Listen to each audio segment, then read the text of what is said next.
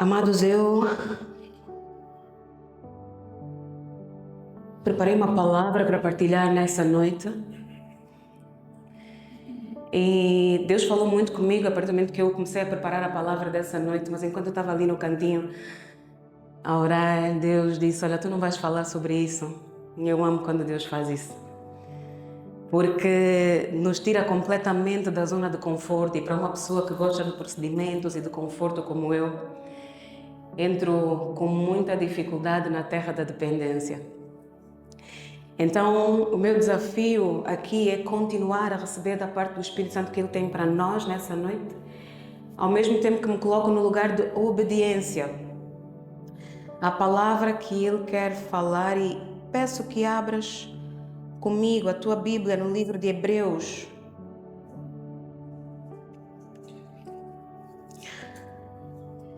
Livro de Hebreus, capítulo 1.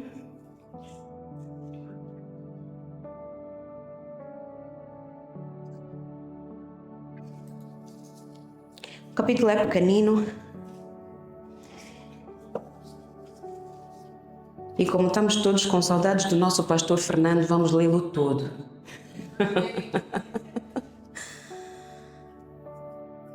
E havendo Deus antigamente falado muitas vezes e de muitas maneiras aos pais pelos profetas, a nós falou-nos nestes últimos dias pelo Filho, a quem constituiu herdeiro de tudo, por quem fez também o mundo, o qual, sendo o resplendor da sua glória e a expressa imagem da sua pessoa, e sustentando todas as coisas pela palavra do seu poder, havendo feito por si mesmo a purificação dos nossos pecados, assentou-se à direita da majestade nas alturas, feito tanto mais excelente do que os anjos, quanto herdou mais excelente nome do que eles.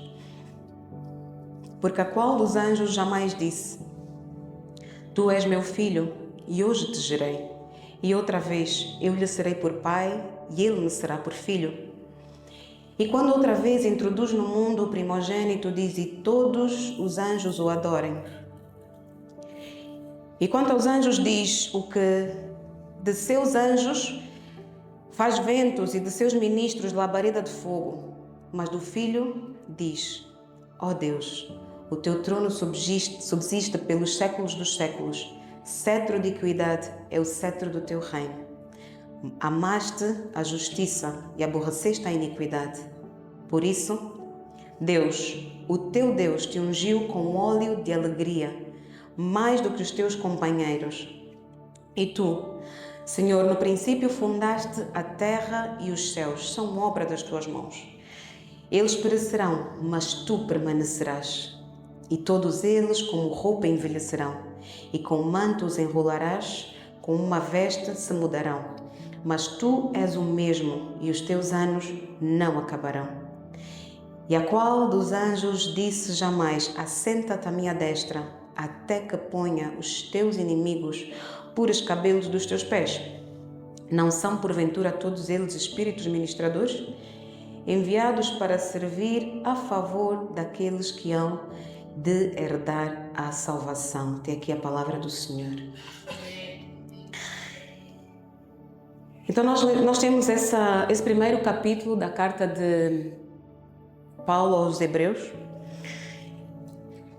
em que Deus usa o seu Filho para falar e trazer uma consciência no versículo 1 e nos versículos 1 e 2 acerca da forma como Deus fala.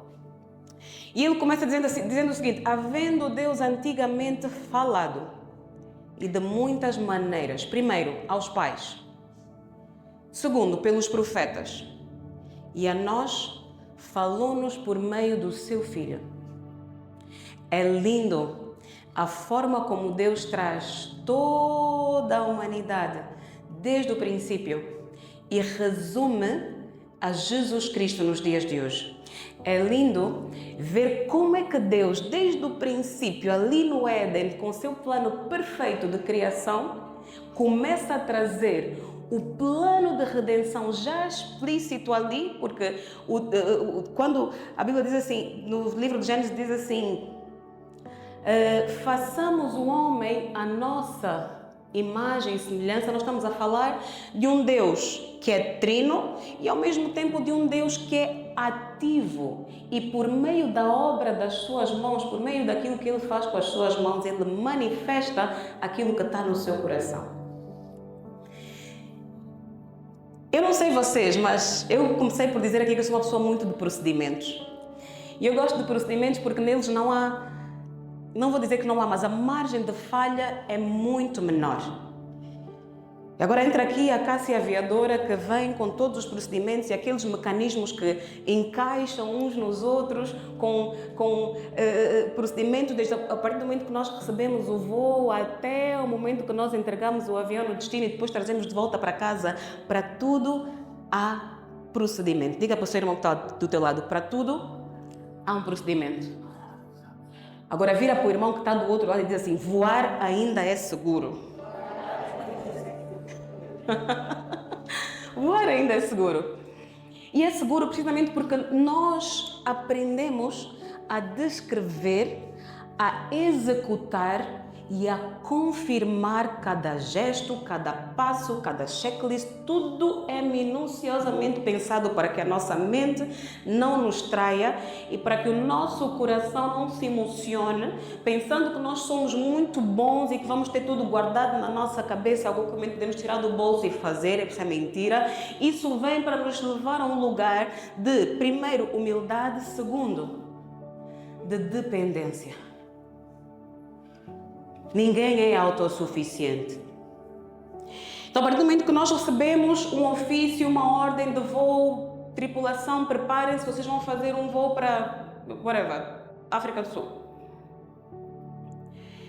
A partir desse momento, começa uma série de preparações, de procedimentos que vão nos levar a completar esse voo e a trazer o avião de volta para casa em segurança. Primeira coisa que eu, como piloto, vou fazer é checar a minha documentação. Está em dia? Minha licença está em dia, meu medical está em dia, meu passaporte está em dia, meu cartão de vacina está em dia. Tudo precisa estar em dia. Caso contrário, constitui uma irregularidade a nível das autoridades aeronáuticas e eu posso ser sancionada por isso. Segunda coisa, eu vou checar diante da minha aeronave e a minha manutenção se o avião está ok, se eu posso voá-lo, se eu tenho alguma causa, algum elemento que possa me causar um AOG. AOG é o avião grounded, ficar no chão até que essa reparação seja feita e depois eu possa voar o avião novamente. Terceira coisa, meu plano de voo. Quem fez, quem preparou, quem vai preparar o meu plano de voo? Qual é a minha rota? Tenho combustível suficiente? Quem vai voar comigo? Todos têm documentação ok? Operações, como é que estão os documentos na aeronave? Eu estou bem para ir, estou bem para ir. E aí nós começamos a montar a estrutura desse voo. O que acontece muitas vezes é que tentamos saltar processos, tentamos saltar etapas por confiarmos na nossa própria humanidade e achar que está tudo bem. Já tivemos casos em que colegas meus que não estavam em condições para voar num teste de placa, para verificar os níveis de álcool no sangue, ele achava que tinha descansado o suficiente, ele achava que tinha feito todos os procedimentos para retirar o nível de álcool do corpo, a verdade é que não estava. Então, as autoridades num teste de placa encontraram níveis elevados de álcool e aquela pessoa não pôde voar. Já casos houve em que muitos de nós achávamos que tínhamos as nossas licenças ok. E numa inspeção de placa, o que aconteceu? Ficamos grounded, porque as autoridades perceberam que nós não tínhamos os documentos ok para voar. E o que eu quero trazer aqui, por meio de todos esses exemplos, é que cada um de nós, eu e vocês, estamos a ser desafiados constantemente para não confiarmos na nossa humanidade, que é falha, e estarmos num lugar de dependência de Deus. Por quê? Porque Deus criou a mim e a ti com uma individualidade nele, que é espiritual, e por meio da nossa vinda aqui na Terra, Ele nos deu uma identidade. Então nós entramos num lugar em que nós dissociamos estes dois termos. O primeiro é a individualidade, quem eu sou em Deus a nível espiritual, meus dons, meus talentos, meu caráter, aquilo que Deus me confiou, e a minha identidade, o que eu estou aqui a fazer. Eu sou Cássia, sou angolana, sou filha, sou esposa, todas essas características físicas, humanas que me descrevem como um indivíduo aqui pertencente a uma sociedade, fazem parte da minha individualidade. Aqui eu quero trazer o primeiro aspecto da forma como Deus fala conosco dentro daquilo que é a nossa individualidade. Por quê? Muitas vezes as pessoas chegam assim e dizem: eu sinto no meu coração que Deus está a falar comigo sobre uma coisa. Só sentiu, não ouviu nada, não leu em nenhum lugar, mas tem um ímpeto no seu coração, tem algo que impele a fazer alguma coisa. Às vezes é algo que diz: liga para o fulano. Às vezes é só algo que diz: dá alguma coisa ao cicrano, chama o irmão para vir à tua casa comer, por exemplo. Isso é algo muito simples. Deus fala conosco dessa forma. Há outras pessoas pelas quais, ao ler a palavra, entendem que há ali uma revelação da parte de Deus para poderem agir, para poderem chegar a determinado objetivo. Há outras pessoas que, por meio dos seus dons, Deus revela alguma coisa e ela pega naquela revelação e age de acordo. Ok? Então nós começamos aqui a ver que há formas claras por meio da qual Deus fala conosco. Por meio da nossa individualidade. E a primeira forma é que Deus fala conosco por meio dos nossos dons específicos. E vamos abrir juntos a nossa Bíblia no livro de Êxodo, capítulo 31. Êxodo, capítulo 31, de 3 a 6.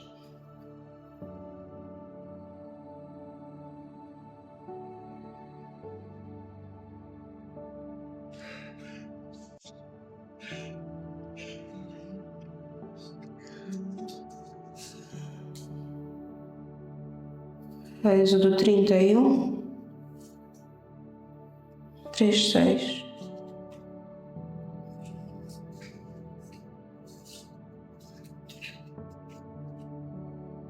Diz assim a palavra de Deus: e enchi do Espírito de Deus, de sabedoria e entendimento e de ciência em todo o artifício, para inventar invenções e trabalhar em ouro e em prata e em cobre e em lavramento de pedras para engastar e em artifício de madeira para trabalhar todo o lavor. E eis que eu tenho posto com ele a Oliabe, filho de Aisamaque, da tribo de Dan, e tenho dado sabedoria ao coração de todo aquele que é sábio do coração, para que façam tudo o que tenho ordenado. Então, temos aqui essa passagem que Deus traz um enchimento visível a Bezalel. Deus enche o filho dele com o Espírito Santo, com sabedoria, com entendimento e toda habilidade. Ou seja, para uma obra específica que era necessário realizar, Deus traz uma provisão, uma ordenação específica sobre a vida daquele homem e ainda traz ajuda. Ele observa os israelitas que provavelmente não tinham gente especializada em ourives, joalheiros e entalhadores. E Deus supre essas habilidades. Deus escolhe pessoas determinadas, com aptidões e as equipas para a sua obra. O que está a acontecer aqui? Quando Deus reúne o seu povo para uma determinada obra, Ele é específico a quem Ele chama. Ele vai chamar: Joyce, vem cá, tu és organizada. Sheila, vem cá, tu sabes cuidar das coisas. Isabel, vem cá, tu vais orar. Vai chamar cada um. Beatriz, tu vais tratar da provisão. Cada um, Deus vai trazer com um propósito específico para aquele meio.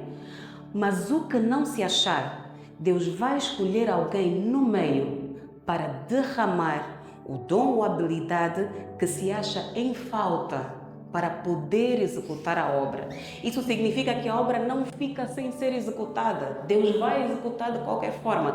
Então, eu e você não sabemos em que momento, quando nós fazemos parte de um corpo, somos parte integrante de uma obra, em que momento é que Deus nos vai trazer um dom, uma habilidade, para que nós possamos executar determinada coisa. Então, nos escondemos. Diz assim, não, isso não é para mim. Esse dom não é para mim. Pastora, vai chamar alguém para orar, você já se esconde assim no canto. Tem alguém para ministrar a palavra, outra já se esconde no outro canto. Alguém a rir aqui. Porque pensamos que isso não é para nós. E talvez não seja. Mas se estás a sentir no teu coração que Deus pode derramar isso na tua vida, Deus só precisa de uma única coisa. Que tu me digas, eis-me aqui. Deus só precisa do teu eis-me aqui, porque o restante Ele vai fazer. Ele está a dizer, Rosana, vem orar. Luzolo, vem partilhar uma palavra. Letícia, vem para cuidar de uma criança. E nós começamos logo com um monte de inquietações no nosso coração, a dizer, não, eu nunca fiz isso, isso não é para mim. A pastora está enganada, não me chama a mim, chama a Keila. Mas é mesmo a ti e a mim que Deus está a chamar. E existem vários momentos em que nós estamos inseridos em ambientes em que não há um crente, não há uma pessoa para fazer uma oração, não há uma pessoa para liberar uma palavra na vida de um irmão, de uma irmã, de alguém que precisa, uma palavra de cura. Deus quer usar a tua boca. E mesmo que você não tenha esse dom do Espírito Santo, Deus pode te usar naquele momento com uma liberação particular para aquele dia, para aquela hora, para você liberar aquela palavra de cura sobre a vida daquela pessoa que está a precisar. Então nós precisamos mudar essa nossa visão de que Deus só vai me usar com as habilidades que eu tenho. E que se estiver em um ambiente em que Deus precisa de mim, eu não posso fazer, eu tenho que... Quantos de nós é que não se lembram disso, né? Estamos num ambiente em que precisa de alguém para orar. Epa, o irmão João devia estar aqui, né? Começamos logo a pensar. Precisamos de alguém para cuidar de uma criança. Epa, a pastora Fernanda devia estar aqui. Nunca nos colocamos à frente. Vou corrigir. Poucas vezes nos colocamos à frente para dizer, eis-me aqui. E sabe o que acontece quando nós dizemos eis-me aqui? Não é só o simples facto de Deus te usar aquela pessoa a ser curada. Começa a aumentar cada vez mais a nossa fé. E nós crescemos em intimidade com Deus. Porque a dúvida vai embora. Você começa a dizer, afinal não era coisa da minha cabeça. Afinal eu não estou a ficar louca. Afinal, Deus também trabalha dessa forma. E cada vez mais você começa a se disponibilizar, e se disponibilizar, e se disponibilizar. Existem vezes que Deus vai falar contigo por meio de uma palavra. O que aconteceu na vida do profeta Elias, quando Deus mandou ele voltar a se encontrar com Acabe novamente. Elias discutiu com Deus ali. Para quem não conhece a história, resumidamente, o profeta Elias havia profetizado do povo de Israel e foi diante do rei e disse, não vai chover nessa terra. O rei mandou perseguir Elias. Deus mandou que ele se escondesse primeiro em Querite, depois ele mandou para Sarepta. E depois que ele mandou Elias para Sarepta, ele foi usado naquele lugar para realizar um milagre na vida de uma mulher viúva. Ele multiplicou o azeite e a farinha. E depois desse milagre dele ter salvo a viúva e o seu filho, veio a palavra de Deus sobre a vida dele e disse, olha, agora dispõe-te e vai ter com o rei. Ele disse, mas eu estou a fugir do rei. É para eu ir no rei.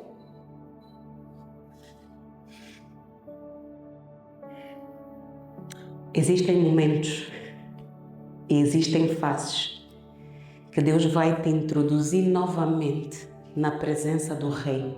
Não é para você ir profetizar novamente que vai continuar sem chover. Não é isso.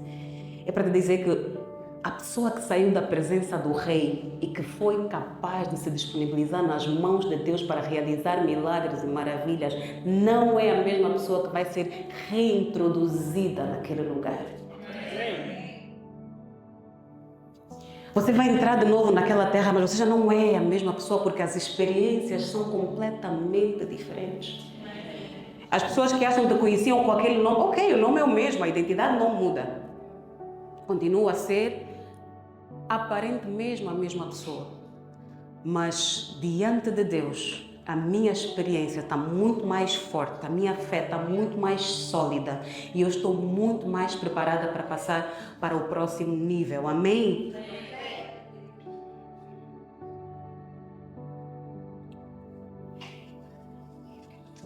É aqui que Deus nos valoriza com os nossos aspectos únicos. Não precisamos fazer algo prático, precisamos apenas nos disponibilizar para o propósito. Deus não fez clones espirituais. Grave isso, Deus não fez clones espirituais. Ninguém é cópia de ninguém. Nenhum de nós diante de Deus vai se apresentar como sendo igual. Até podemos ter charás, né, aqui no nosso reino físico. Tem muitas Cássias, minhas charás, tem muitas Isabéis. Nossa célula então é campeã nas Isabéis, né? Tem para aí umas 4 ou 5 Isabéis, mas repare, nenhuma Isabel é igual à outra. Nenhuma Cássia é igual a qualquer outra Cássia.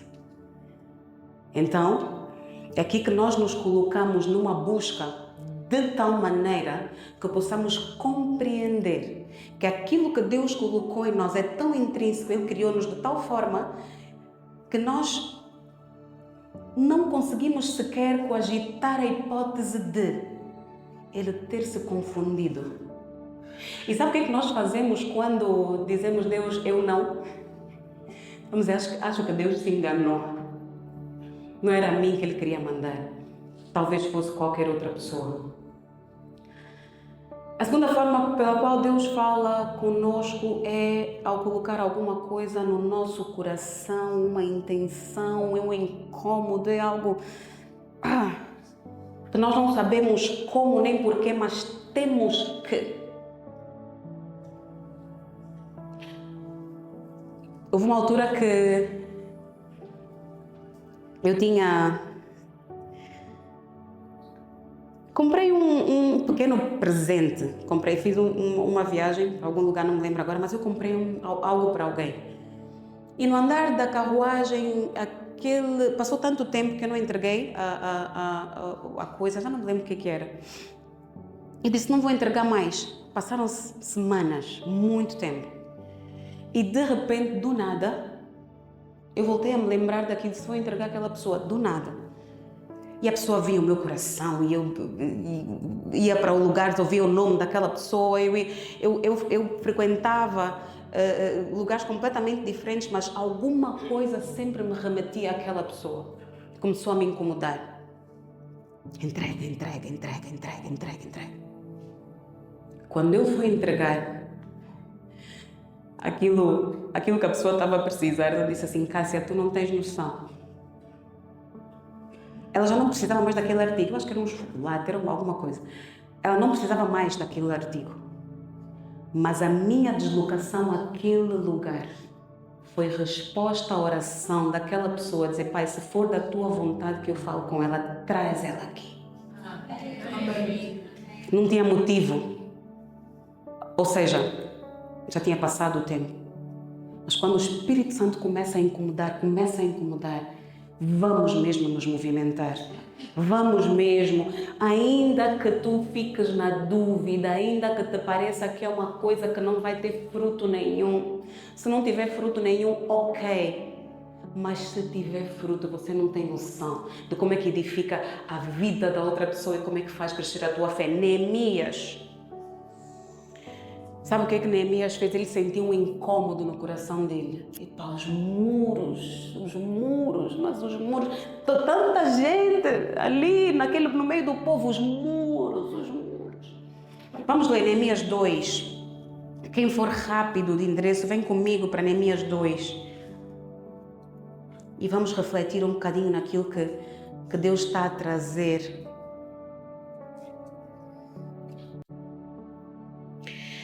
Neemias 2:2 diz assim a palavra do Senhor. E o rei me disse, vamos ler sucedeu, pois, que no mês de Nisan, no ano 20º do rei Artaxerxes, que estava posto vinho diante dele, e eu tomei o vinho e o dei ao rei. Porém, nunca antes estivera triste diante dele.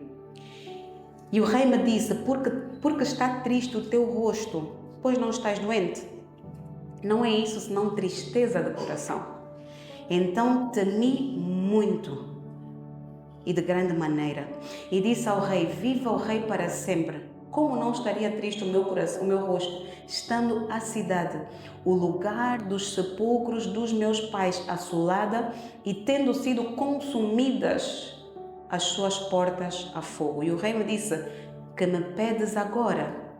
Então orei a Deus, ao Deus dos céus, e disse ao rei: se é do agrado do rei, e se o teu servo é aceito em tua presença, peço-te que me envies a Judá, a cidade dos sepulcros dos meus pais, para que eu a edifique. Então Neemias tomou para si essa missão porque o seu coração estava triste. Uma pessoa que está diante do rei, asmem, um dos grandes handicaps, um dos grandes requisitos para qualquer servente, para qualquer servo do rei naquela altura, para estar diante do rei, um dos grandes requisitos era não estar triste. Acontece o que acontecer, o semblante tem que estar sempre alegre. Imagina há quanto tempo é que Neemias não estava a guardar e a esconder aquela inquietação no coração dele. Porque diante do rei, o trabalho dele, olha alguém ser pago para ficar sempre alegre. O trabalho dele, um dos pontos do job description de Neemias era estar sempre alegre, com o rosto formoso diante do rei. Quanto tempo é que Neemias escondeu essa tristeza no coração a ponto de o rei dizer: oi, o que é que se passa? Por que tu estás triste? Tu não estás doente? O rei conhecia Neemias. O rei disse: tu não estás doente. Isso não é outra coisa senão tristeza do coração. Então, quando o nosso coração começa a se inquietar com alguma coisa, é bom que nós comecemos a entender qual é o movimento que Deus está a pedir da nossa parte. E diante do rei, ele encontrou um espaço. Porque não era permitido qualquer pessoa chegar diante do rei para fazer um pedido. Então, Deus já começou a mover ali para que fosse o próprio rei a tomar frente daquela conversa, dirigindo seu evangelho muito de paz. De outra forma, a morte de Jesus teria sido tranquila, teria sido de paz, e não foi. Por que Deus, quando nos pede alguma coisa, nós temos que abrir mão daquilo que nós pensamos e entendemos? Vai doer, vai gerar reflexão, vai gerar peso. Está vendo aqueles presidiários que antigamente, não sei se isso ainda existe, mas eles tinham uma bola pesada de ferro de chumbo, atrelada a uma corrente, e os pés, e aquilo era preso no tornozelo, e eles mal conseguiam, né, movimentar-se. Quando Deus te manda fazer uma coisa que eu e você não queremos, parece que nós temos uma bola de chumbo assim no nosso pé. Vai pedir perdão.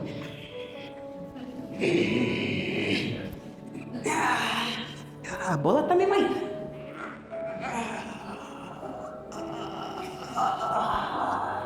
Estão a rir, mas é para ir pedir perdão. A bola continua aqui. Às vezes quando eu cair, não vou mais, estou cansada.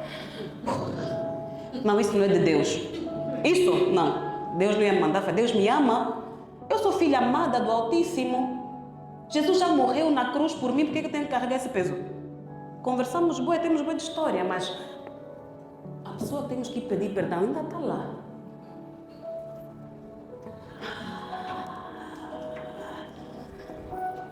E começa a pensar nas histórias, né? Mas foi ela que me feriu, ele é que me chamou de não sei o quê, foi mesmo ela naquele dia. Contamos boas histórias, mas é mesmo o nosso peso.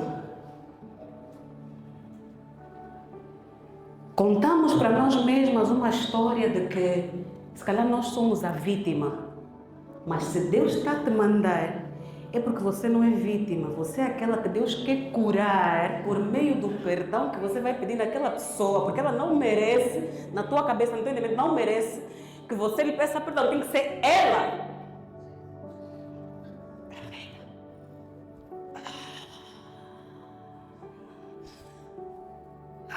Nossa, Jesus também.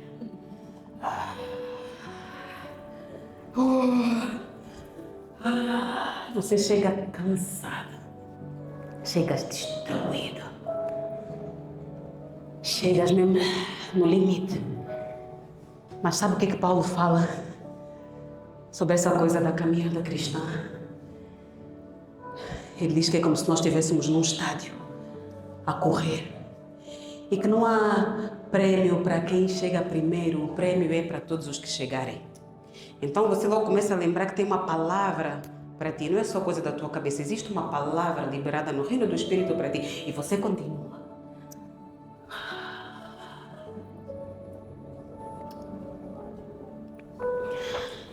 Todo moído, todo cansado, todo falho, todo sujo, arrebentado, com o peso que continua ali ainda.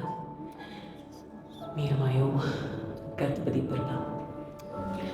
Porque o meu coração ficou magoado no dia em que nós tivemos aquela conversa que foi difícil. Eu ouvi coisas muito complicadas da tua boca. Nunca pensei que isso fosse acontecer porque eu te amo. Mas eu peço que tu me perdoes, que me des uma nova chance de recomeçar em nome de Jesus. E sabe o que acontece nesse momento? Simplesmente aquilo que estava aqui é quebrado. E você começa a andar como se nada fosse, como se simplesmente aquilo nunca tivesse existido, porque você já está livre, nada mais te prende. Naquele momento em que você pede perdão, a amarra se soltou. E sabe uma coisa? Não é simplesmente o soltar da amarra. Estamos mais fortes, estamos mais preparados. Estamos mais disponíveis, nós estamos mais no reino do Espírito, você até se sente. Agora, qual é o próximo? Não se enfrenta muitas vezes. Aqui tem um jogo do bonga, né? Eu nunca me enfrentava naquele jogo do... É 35, né? Do bonga é 35. Eu nunca me enfrentava. Eu era aquela que ficava sempre na casa. Quem já jogou isso? Eu era aquela que ficava sempre na casa. Passou uma bola... Casa. Aí passou uma... Casa. Se enfrenta então. Ele fez você. Aí a pessoa que mais foge do se enfrentar, normalmente é a que morre primeiro. Sério, é a mais fraca. Eu nunca me enfrentava. Eu cresci com acima do peso e eu corria muito pouco. Então tinha que apanhar vantagem. A minha estratégia era essa, sabe? Corria só de uma casa para outra e não me enfrentava. Só que com o evangelho que nós aceitamos de Jesus, é o evangelho do enfrentamento. É o evangelho que se você estiver na tua casa muito confortável, sabe o que vai acontecer? A palavra diz assim que o reino de Deus é como um homem que decidiu edificar uma casa, só que ele não edificou na rocha, ele edificou na areia. E veio o vento, veio a chuva, veio... O que aconteceu com aquela casa? E Jesus nos dá aqui a fórmula para uma construção que, se eu e você escolhermos nos enfrentar, construir a casa sobre a rocha, vai doer. Não, vai ficar meio... Ei, passa a bola... Uau! Estou mais forte ou não estou? Estou mais preparado ou não estou? Claro que eu estou. Eu estou a construir algo que não é só para mim, é algo que é para mim e para todos os outros integrantes da rocha, porque quando você se esquiva, a bola foge e todos marcam ponto. Ao passo que se você fugir da bola e ficar só de casa em casa, na tua zona de conforto, nunca vai se enfrentar, a bola nunca vai lá no sítio e nunca vai ter a oportunidade, sabe o quê? De apanhar a bola, tirar no bonga. Se você não atira a bola no bonga, não estás a ajudar ninguém. Estás a jogar sozinho. Jesus não nos chama do evangelho de jogar sozinho. Jesus nos chama no evangelho de você e eu nos enfrentarmos. Enfrentar a bola.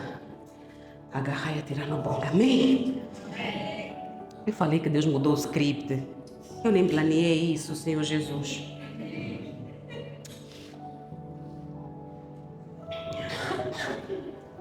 Glória a Deus. Próximo ponto.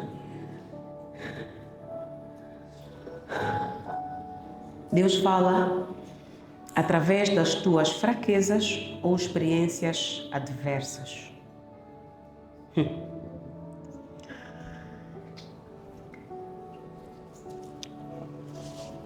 Eu falei aqui que eu sempre fui a mais fraquinha, né? Que circula só de casa em casa.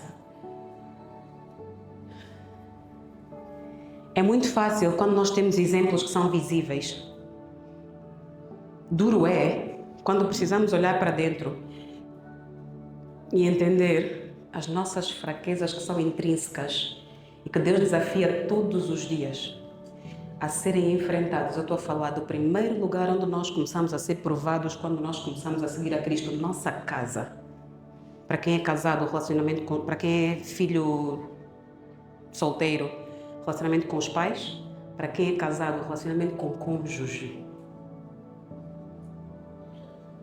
É fácil quando temos que pedir perdão fora de casa. Difícil é quando nós somos confrontados com a nossa miséria e precisamos nos pedir perdão àquela pessoa que nós estamos a achar que até somos superiores a ela. Dizer, não, ele é que falhou. Eu é que sou bem da minha casa bem treinada, minha mãe me educou bem. Não posso me submeter. Submeter a quê? Submeter a quê? Deus errou quando depois casado com aquela pessoa? Não. Quem escolheu? No dia do sim, eu e o pastor Fernando temos a honra de presenciarmos muitos casamentos, somos padrinhos de muitos casamentos. É tudo muito bonito. No dia da preparação, vamos escolher vestido, vamos escolher fato, vamos ter que salão. Casamento vai acontecer, casamento aconteceu, festa linda. Noiva linda, os noivos maravilhosos dançam toda noite, vão para casa, primeiro mês está tudo bem, segundo mês... Primeiro ano. Madrinha! Ele mesmo! Madrinha, porque ela mesmo! Vou na casa do meu pai. Não vais. Vou voltar na casa do... Não vais. Quem falou sim? Quem casou no dia, estava lá no altar, não estava dançando, não estavam juntos a dançar. Faz. Só que sabe, quando esse não vais dito para o outro, é muito bom e parece ser muito fácil. Agora, esse não vou, quando reverte para nós mesmos. Chegamos ao ponto em que precisamos refletir. Qual é essa fraqueza que Deus quer transformar em força? E chegou a minha vez do vou embora na casa do meu pai. Não, vou embora, eu não disse vou embora na casa do meu pai, eu disse vou embora para a minha casa. Eu tenho um apartamento, já essa coisa da mulher ser muito independente, já casa com as suas condições.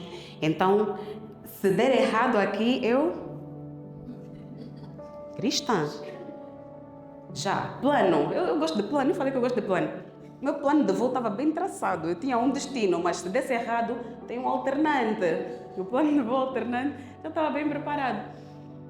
Aí quando começou a dar problema no casamento, eu disse, olha, eu parece que escolhi mal.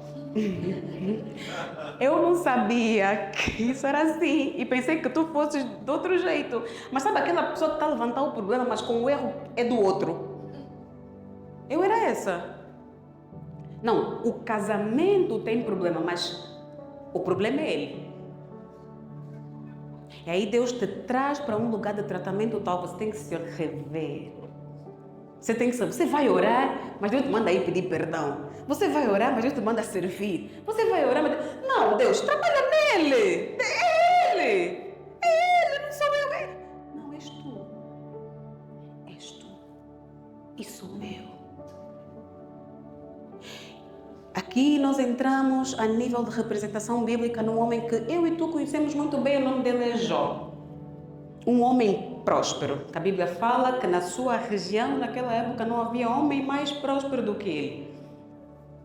Tinha gado, tinha bens, tinha uma família bonita, tinha os filhos que se reuniam com frequência. A palavra de Deus diz que sempre que os filhos dele se reuniam, ele ia, sacrificava no lugar dos filhos. Vai que eles tivessem cometido alguma coisa contra o Senhor, ele já sacrificava no lugar dos filhos para garantir que eles se arrependiam e que o sacrifício estava feito. Então Deus começou, para abreviar a história, permitiu que o diabo começasse a mexer nas coisas de Jó para testar o seu coração, a ver se a fraqueza dele estava realmente a força dele estava realmente naquelas coisas ou se estava em Deus. E vinha notícia ruim atrás da notícia ruim atrás da notícia ruim. Primeiro os filhos morrem, depois o gado desaparece, depois... de repente a saúde dele já não estava boa. Vêm os amigos, dizem, você tem pecado.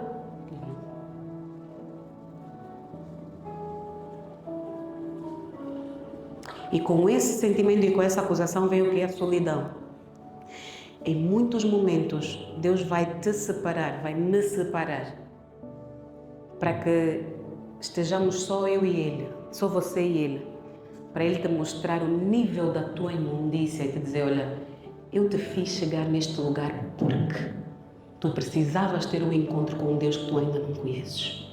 E no final de toda a história de Jó,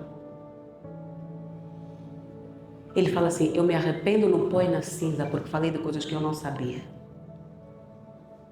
Antigamente eu conhecia um Deus que eu ouvia falar. Hoje eu conheço um Deus de com Ele andar. Sabe o que a solidão faz conosco? Nos aproxima de Deus. Vai haver momentos em que Deus vai te separar das pessoas que estão à tua volta, que você usa como bengala emocional para poder caminhar, bengala espiritual para poder caminhar, para que nós cheguemos a esse lugar de dependência. A mesma coisa Deus fez com o apóstolo Paulo em meio às suas dificuldades, prisões, sofrimentos. Ele aprende e é moldado. Deus usa o sofrimento para moldar o caráter, trazer dependência, ensinar lições que não se aprendem de forma fácil. Eu tenho 3 filhos. O mais novo é uma bênção, vocês conhecem o Youssef. Mas o Youssef não é o que dá mais trabalho. A Suri, meu Deus do céu. Suri é obstinada. A Suri, eu vou dizer assim, Suri, aí não. Ela vai me perguntar porquê umas 30 vezes. Eu vou tentar lhe explicar porquê. Mesmo com as minhas 30 explicações, ela vai continuar a se mover naquilo. Depois o que vai acontecer? Ela vai ter a sua própria experiência, vai aprender e vai voltar, mamãe, tinhas razão.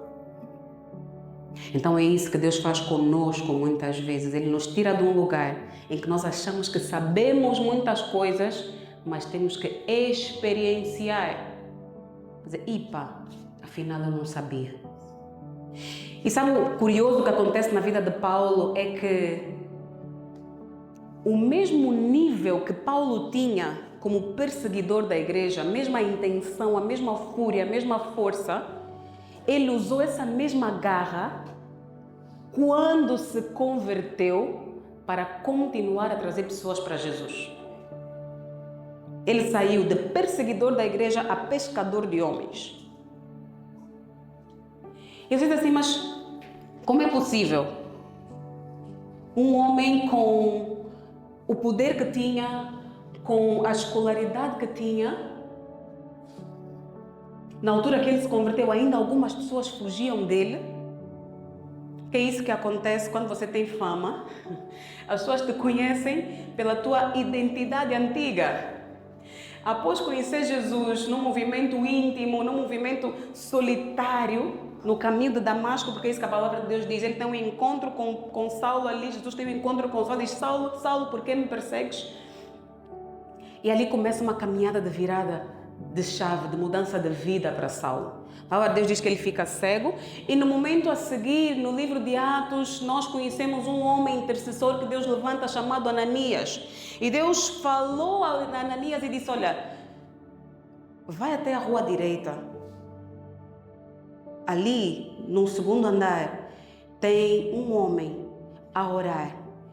O nome dele é Saulo. Eu vou te enviar lá.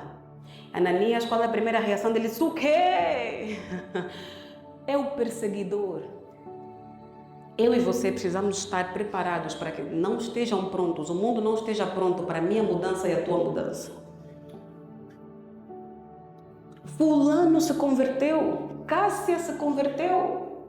Não. Eu tenho que ver com os meus próprios olhos. E quanto maior o nível da tua podridão, da minha podridão, da nossa sujidade, maior é o nível da revelação que Deus traz depois da nossa conversão. E foi isso que aconteceu com o apóstolo Paulo. Ele sabia quem ele era, tanto quando ele era pecador, quando ele estava no mundo, quanto depois quando ele se converteu. E ele vem no livro de Filipenses, no capítulo 3, diz assim: vocês acham que podem confiar na carne, quanto mais eu. E ele dá um show de identidade ali, escrevendo hebreu de hebreus, circuncidado ao 8º dia, que era o que os hebreus faziam. E ele começa a descrever todos os steps que ele passou ali para se identificar e se afirmar como sendo um hebreu. Mas depois ele diz: eu tenho por perda, mesmo sabendo quem eu sou, mesmo possuindo tudo aquilo que eu possuía, mesmo tendo status que eu tinha, ele diz assim: eu tenho por perda todas as coisas por causa de Cristo. O que Deus está a te pedir hoje? Para deixar, para largar, para entregar por causa dele? Eu não sei.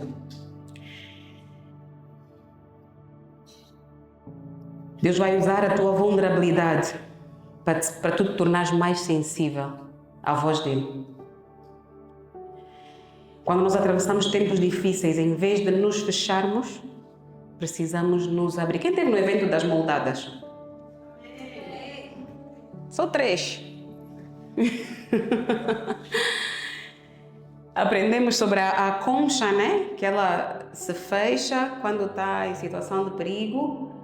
E nesse momento ela começa a formar ali a substância, que eu não sei o nome, que dá origem a uma pérola preciosa. A concha não, a ostra, né? A ostra se fecha e cria a pérola. É o que acontece conosco muitas vezes, com a nossa vulnerabilidade, com as nossas feridas, com os nossos sofrimentos. Deus vai pegar nisso e vai usar para quando nós conseguimos ressignificar, fazermos essa vulnerabilidade brilhar. E o chamado aqui é claro. Onde o Satanás mais te acusa, onde o diabo mais acha que te aprisiona, está muito relacionado com o teu chamado, com o teu propósito. Se você sofreu muito na tua infância, muito provavelmente você está a ser chamado para trabalhar com crianças ou para falar a pessoas que sofreram o mesmo que tu na infância. Se você sofreu muito no teu casamento, provavelmente você está a ser chamada para trazer uma palavra de cura a outras mulheres. Se você sofreu muito com relações profissionais, abusos no trabalho, talvez você esteja a ser chamado para isso também. Como é que eu sei? Ora, peça a Deus discernimento, peça a Deus uma direção, peça a Deus que Ele trabalhe na tua individualidade de tal maneira que não haja dúvida nenhuma, ao ponto de você se colocar na mão dele com fé, com segurança, quer dizer, eis-me aqui, Senhor, agora podes me usar. Amém? Por último, não menos importante, Deus fala conosco por meio da comunhão com Ele. Quando nós intencionalmente nos colocamos na posição de oração, meditação na palavra e silêncio para ouvirmos o que Ele tem para nos dizer. Vamos abrir o livro de 1 Coríntios, esse é o último texto que nós vamos meditar. 1 Coríntios, no capítulo 12, versículo 4.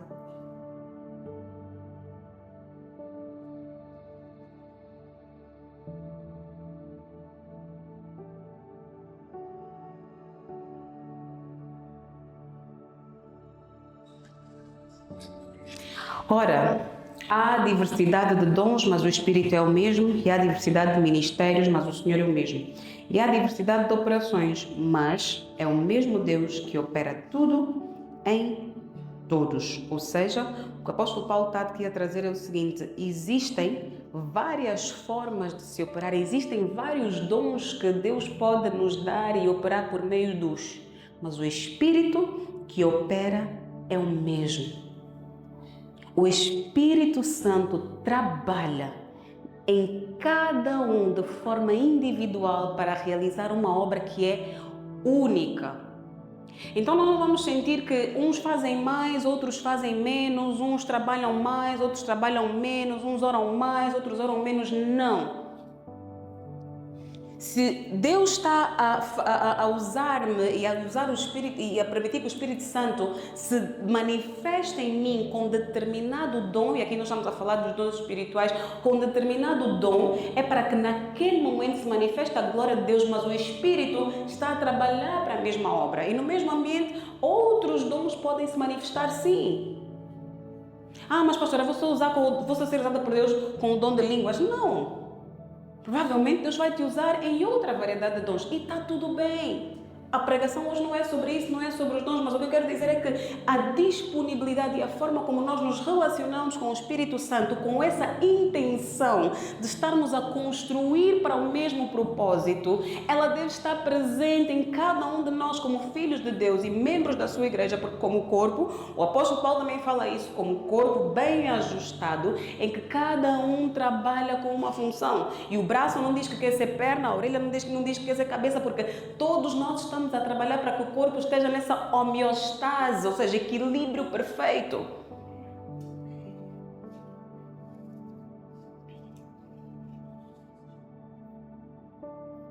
Já fugiu aqui.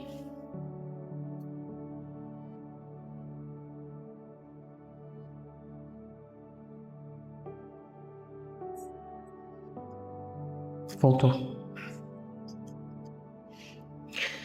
Deus entende que a palavra é uma das formas. Entendemos que a palavra é uma das formas primárias que Deus quer se revelar e que as nossas capacidades são instrumentos para discernir. A Escritura é inspirada por Deus. Estamos a falar da palavra de Deus. E ela é autoridade, mas as experiências pessoais ou dons devem se subordinar às Escrituras. Deus falou no passado, Ele revelou tudo o que era necessário, continua se revelando hoje e nós precisamos usar a mesma palavra e ter o discernimento do Espírito Santo. Eu vou pedir para nós nos colocarmos de pé, porque estamos mesmo a terminar.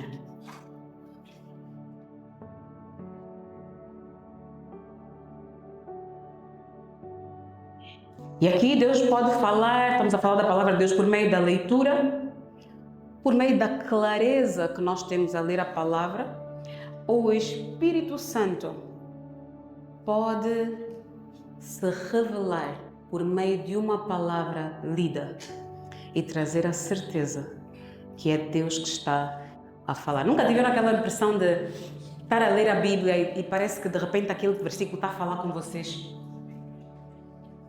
Não é? De repente abres a Bíblia, estás a ler e parece que aquele versículo foi escrito para ti naquele dia, naquele momento.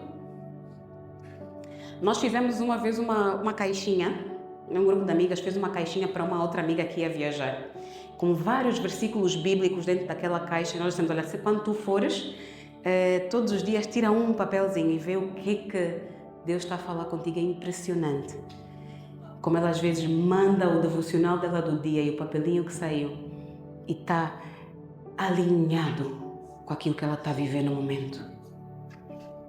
É impressionante. E hoje de manhã eu tive uma experiência semelhante. Eu acordei com o meu coração tão agitado por causa de uma situação que eu estava a viver. Eu disse: eu estou... Não, hoje é daqueles dias em que...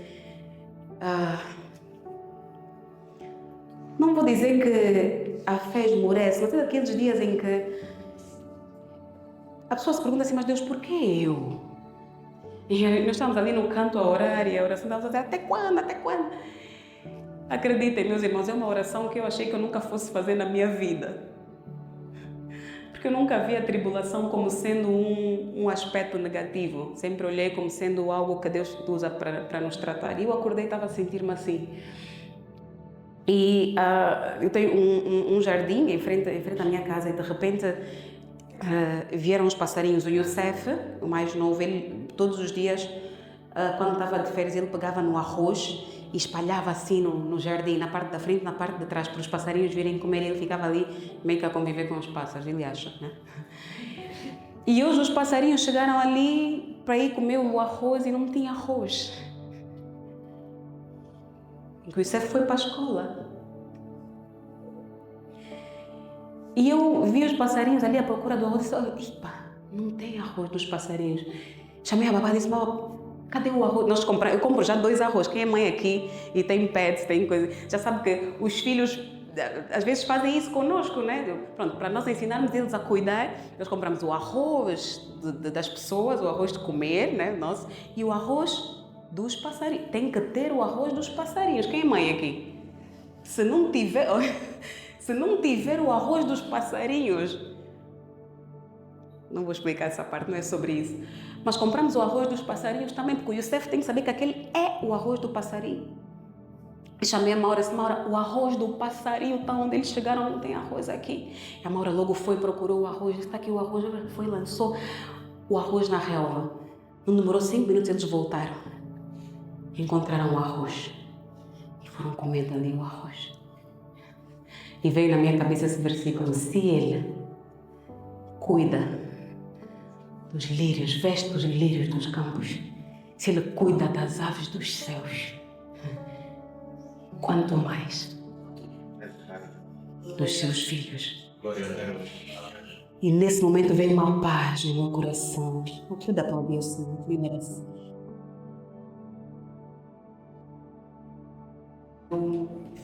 Passei o dia a meditar nisso e a ouvir esse louvor, Vocês não vão acreditar, meus amados, no final do dia, antes mesmo no final do dia, eu estava à espera de receber algo e já tinha saído do sítio onde eu tinha que ir buscar a encomenda e a pessoa disse, olha, não vamos conseguir entregar hoje. Eu disse, ok, eu volto no outro dia.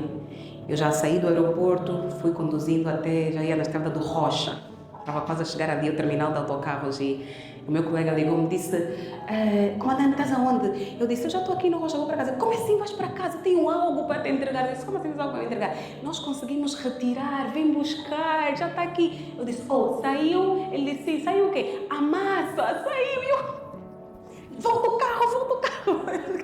Voltei para o aeroporto rápido, mas não com aquela sensação de que saiu a massa, com aquela sensação de que ainda tem cuidado da parte de Deus para mim e para ti.